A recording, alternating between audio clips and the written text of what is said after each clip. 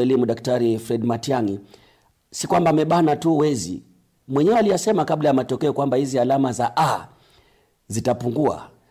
Zimepungua sana. Matiang'i anafagia profesa.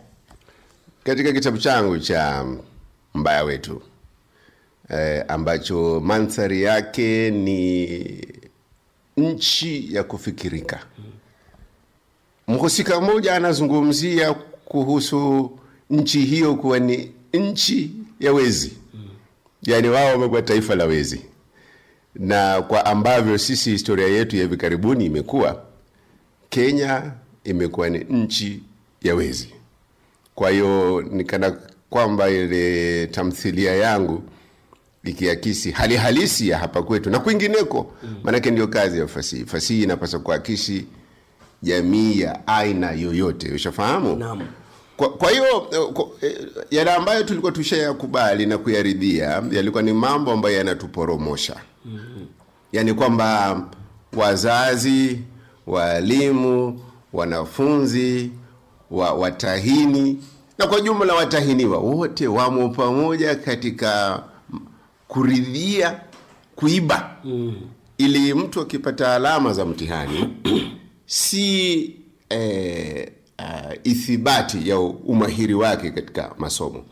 Na hatari iliyopo ni kwamba kama alivyosema Profesa Magoha ambaye sasa ndio kama mkurugenzi si mwenyekiti wa baraza la mtihani la taifa, kwamba hata wale ambao wanateuliwa kuingia katika vyuo vikuu kusomea udaktari na zile A sio sio wale wanaona kwenye gazeti la Taifa wameandika yuzi ni 33 pekee elfu waliopata kwa maana ya Kiafrika ya Kiswahili mbaya.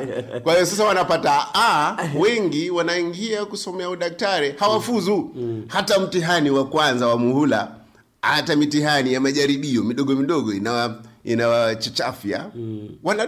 Wanaondoka chuoni, wanakwenda kuendesha bodaboda. Ndio ukweli wa mambo. Na mimi natagusana na wale ambao wengine wanasomea udaktari, wanaambia wenzetu wengi hii safari ya kusomea udaktari hawaiwezi, lakini walipata alama za juu.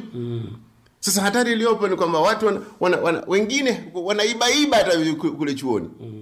Yaani aliiba mtihani wa darasa la 8.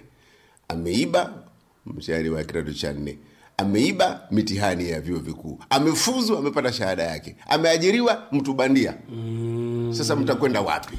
Ndio hao kina Waiganjo, ndio hao madaktari ambao Ken wanasahau sindano kwenye tumbo. Ingawa mara nyingine wajua mwanadamu hakuna mkamilifu.